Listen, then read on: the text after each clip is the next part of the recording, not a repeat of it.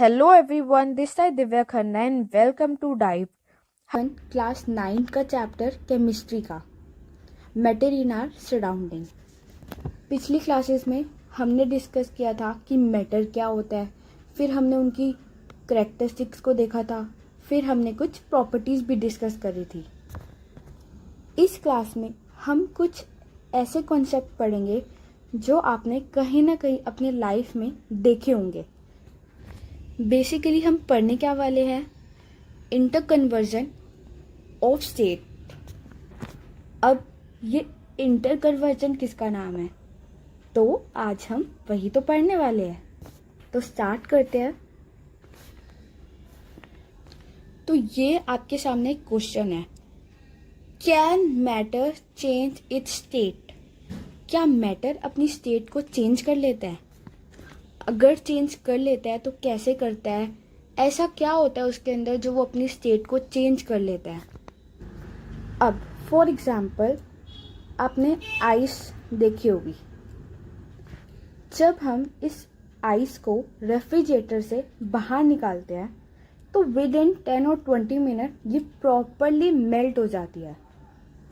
Means पहले ये solid form में होती है, बट विद इन 10 और 20 मिनट ये अपना स्टेट चेंज कर लेती है। सॉलिड फॉर्म में किस में कन्वर्ट हो जाती है? लिक्विड फॉर्म में, सॉलिड से लिक्विड में कन्वर्ट हो जाती है। अब ये लिक्विड में कन्वर्ट हो गई तो इट मीन्स ये वाटर में आ गई। अब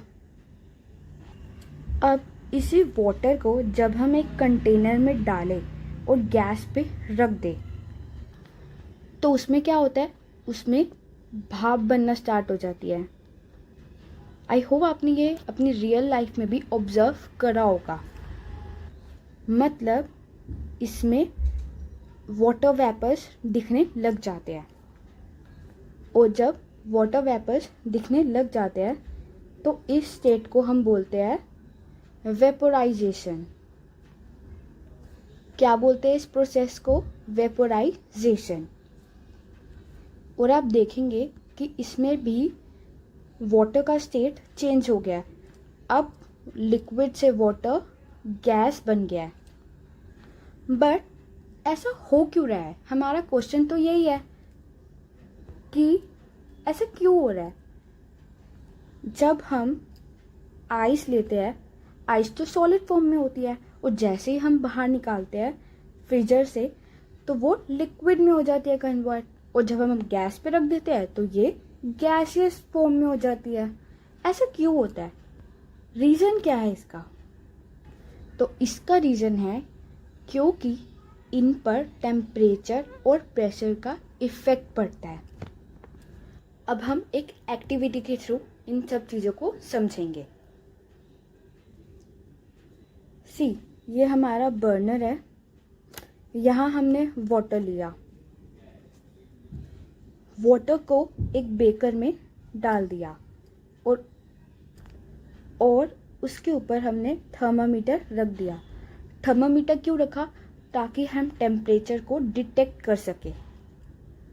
और एक हिलाने के लिए स्टीरर लिया। अब जब हमने इसके अंदर आइस डाली थी तो आइस का टेम्परेचर था, हमने फ्रिज से ही आइस निकाल के जब इस बेकर में डाली थी तो आइस का टेम्परेचर हम -डिग्री सेल्सियस ले लेते हैं। अब हमने इस बर्नर को किया ऑन। जब बर्नर को ऑन करेंगे तो साफ सी बात है कि इसका टेम्परेचर बढ़ेगा, इंक्रीज होगा। तो अब इसका टेम्परेचर -2 डिग्री गया, फिर -1 डिग्री गया, और फिर 0 डिग्री आ गया। अब टेम्परेचर इंक्रीज हो रहा है तो हीट इंक्रीज हो रही है।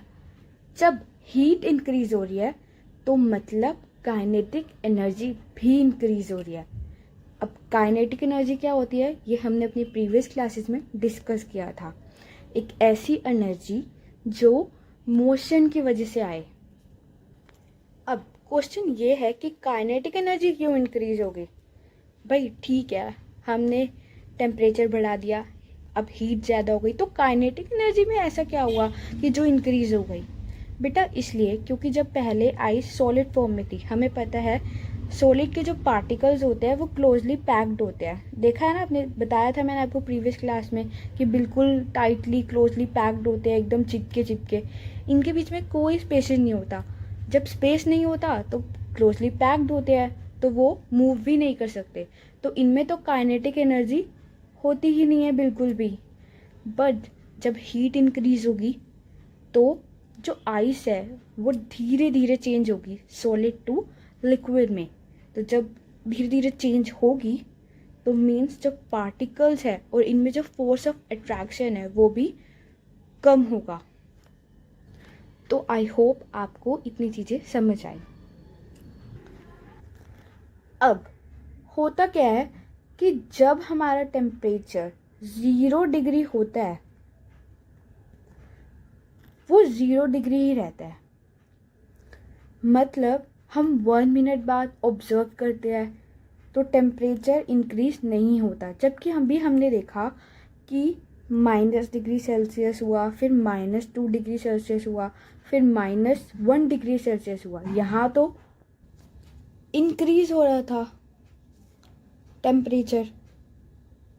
बट फिर 0 डिग्री में ऐसा क्या हुआ? हमने तो बर्नर भी ऑफ नहीं किया था, ऑन ही था हमारा बर्नर। तो 0 डिग्री सेल्सियस पे ऐसा क्या हुआ कि हमारा टेम्परेचर इंक्रीज हुआ ही नहीं? भाई कहीं ऐसा तो नहीं कि जो हमारा थर्मोमीटर है वो ख़राब हो गया हो? तो नहीं, बिल्कुल भी ऐसा नहीं हुआ था। बट फिर ऐसा क्या हुआ कि 0 डिग्री पे टेम्परेचर 1 डिग्री 2 डिग्री होना चाहिए था, बट हुआ ही नहीं।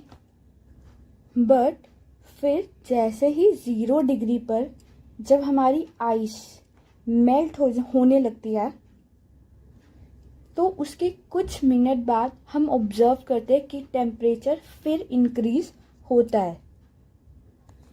होता क्या है कि जब हमारा टेम्परेचर 0 डिग्री होता है तो जो पार्टिकल्स है, किसके पार्टिकल्स? आइस के पार्टिकल्स, वो हीट एनर्जी एब्जॉर्ब कर रहे होते हैं। कब कर रहे होते हैं एब्जॉर्ब? जब हमारा टेम्परेचर इंक्रीज हो रहा होता है। ये देखिए, हमने देखा ना, -3 डिग्री सेल्सियस था, फिर 2 डिग्री हुआ, फिर 1 डिग्री हुआ। तो इट मीन्स कि जो हमारा टेम्परेचर है वो इंक्रीज हो रहा है, और जो हमारे पार्टिकल्स होते हैं किसके? आइस के, वो उस टाइम पर हीट एनर्जी बर्नर से एब्जॉर्ब कर रहे होते हैं अपने अंदर। और जैसे ही 0 डिग्री आता है तो जो पार्टिकल्स में फोर्स ऑफ अट्रैक्शन होता है वो कम होने लगता है। और वो क्यों कम होने लगता है? क्योंकि आइस जो है वो मेल्ट हो जाती है। कौन सी स्टेट में हो जाती है? फिर वो लिक्विड स्टेट में। और हमें पता है कि लिक्विड स्टेट में जो फोर्स ऑफ अट्रैक्शन होता है वो कम होता है। किससे? सॉलिड से।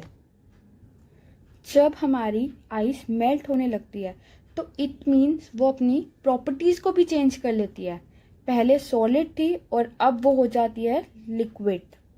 और ये कौन सी डिग्री टेम्परेचर में होता है?